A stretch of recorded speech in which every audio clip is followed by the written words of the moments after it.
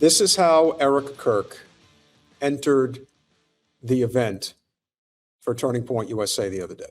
Turning Point USA CEO and Chair Erika Kirk.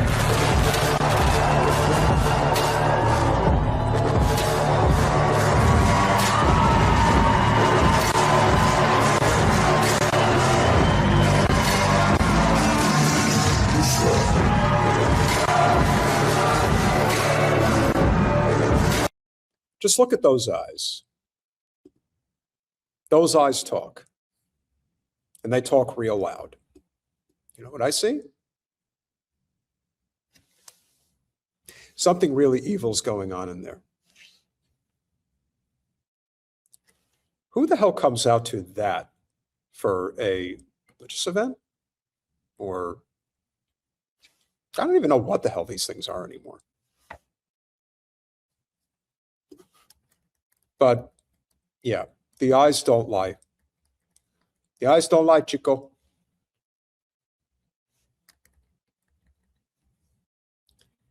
There is something very sinister about what they're trying to accomplish because it's not going to last. Like I said, it can't last. It's too obvious now that this is all just one big giant grift. And this is the whole point about why if you keep going, it's not going to work. You see, what she doesn't realize, if you're being advised from a business standpoint, is that she is completely toxic and no one wants to be around her. In fact, she hurts whatever cause they're protecting at this point, the more that she is seen in public. If you want more proof, here it is. We have to show up again with 80 to 90% voter turnout in the midterms and fortify the red wall for the next decade. That's what we need to do.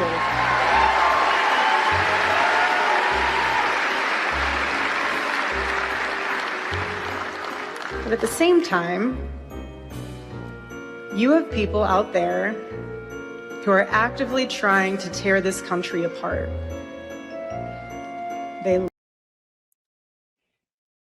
Tucker Carlson, Megyn Kelly, Candace Owens, and Alex Jones. Low IQs, they're stupid people, they know it, their families know it, and everyone else knows it too. Hey, got to defend the big guy. You know how they used to talk about Biden, kick 10% up to the big guy? Well, hey, the big guy needs you to go talk trash about other people. Go to it. Dance. Love to start fights, dividing us all against each other, spreading negativity, all to get clicks and influence the algorithm to maximize profits. Meanwhile, building is hard. Getting out the vote, talking to real people, spiritual revival, that's actual work. That is actual work. And my husband, Charlie, gave his life for that work. And what gets built lasts for generations long after the noise has run out of one-liners.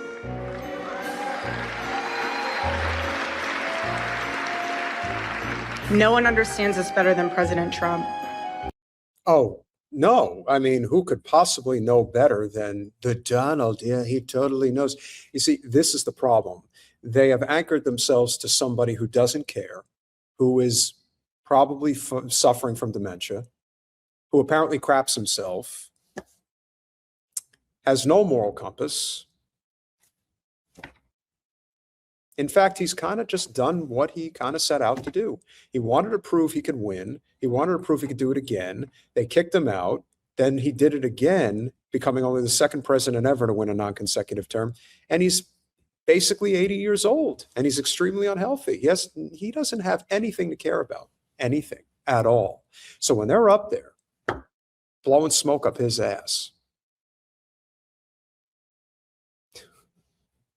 yeah, and again, like I said, it's all in the eyes.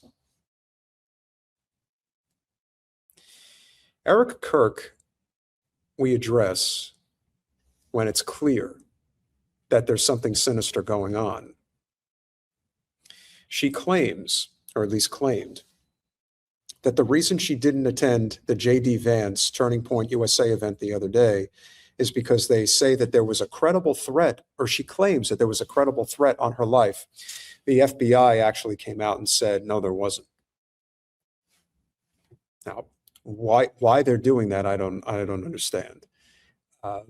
Maybe because the turnout was abysmal and she didn't want to show up in a basically empty auditorium. It's not a good look for her. She could show up at an event where the president shows up and still draw people in.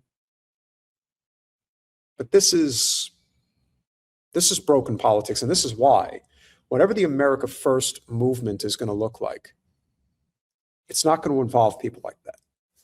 They're out, as they should be. The grifting class, if there is one thing that I hope, that whatever the America First movement is, the grifting class is not allowed in at all. And the second they allow them in is the second people take a walk, as they should. In terms of the biggest grift on the right, this is as big as it gets right now, or at least it was. No one. No matter what they throw at him, he perseveres in the face of adversity.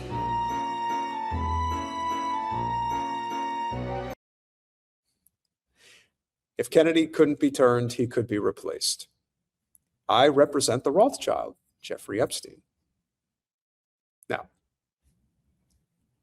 the Epstein class, the grifting class, you know it all. And guys, if you haven't smashed that like button yet, please make sure that you do. Now, who would come to Erika's defense? Erika's going after Tucker Carlson, Candace Owens, Megyn Kelly, Alex Jones. Yeah, it's quite a lot of kicking or punching down, I guess, for people that are trying to stand up for the Palestinian people. Clearly, we know you're not going to do that. But you want to know who's in Erika Kirk's corner, ladies and gentlemen? You know him, you love him. Here's little Ben. Yesterday, Mary Margaret Olohan of the Daily Wire reported that Erika Kirk had to cancel the event that she was set to do with J.D. Vance. Erika Kirk put out a statement. I was so looking forward to tonight's event at the University of Georgia with our Vice President, J.D. Vance. But after all our family has been through, I take my security team's recommendations extremely seriously. Thank you to our amazing Georgia chapter for your support. God bless you all.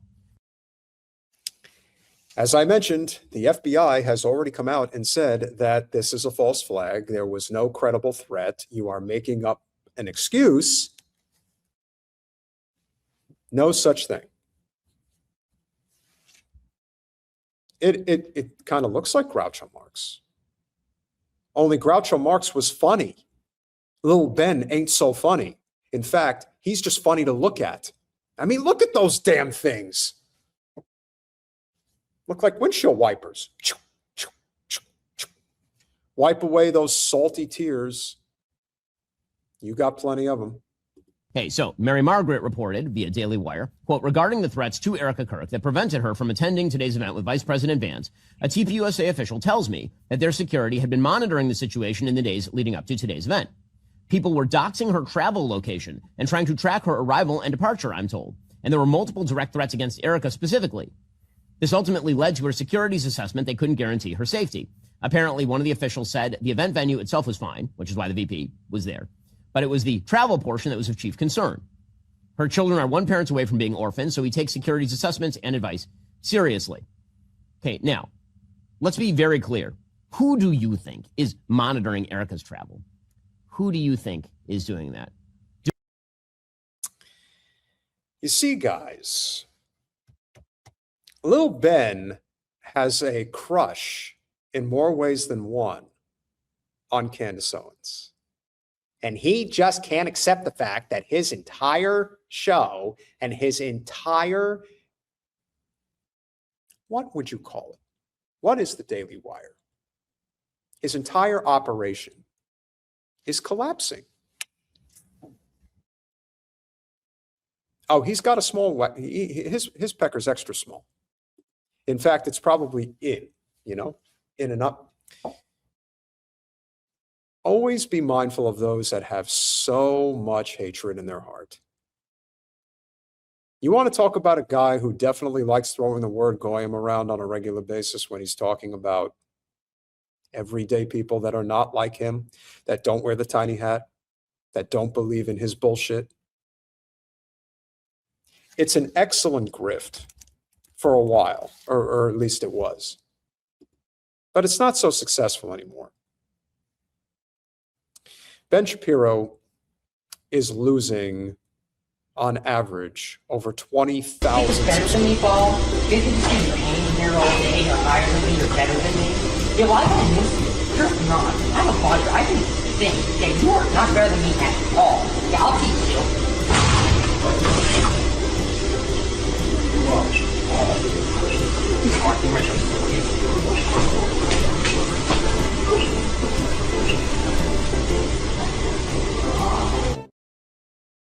He smashed his nose so hard he grew fur on his eyebrow. I don't know. Something happened there. But he's got a little more to say. Do we have any clues? Do we have any clues? Well, I mean, Candace Owens has been saying that her followers are supposed to follow Erika and give tabs on. I wonder, where could this have come from? Here was Candace not all that long ago. It seems like they were all working to smother Charlie and make sure he was closely watched and handled. Yeah, she does. And I find it to be very weird and very creepy. Mikey McCoy, I don't know if he has a place in there, him and Elizabeth, but they are there all the time because I have sources that live in the building, obviously. Again, APB. Stacey Sheridan on that day. I know I have contacts that are live in that same building. If you guys remember seeing Stacey Sheridan, that would be great. I also want to point out, as I've pointed out before about Candace and why she's so effective, she reaches out to her audience of the millions that she has and asks them, I'm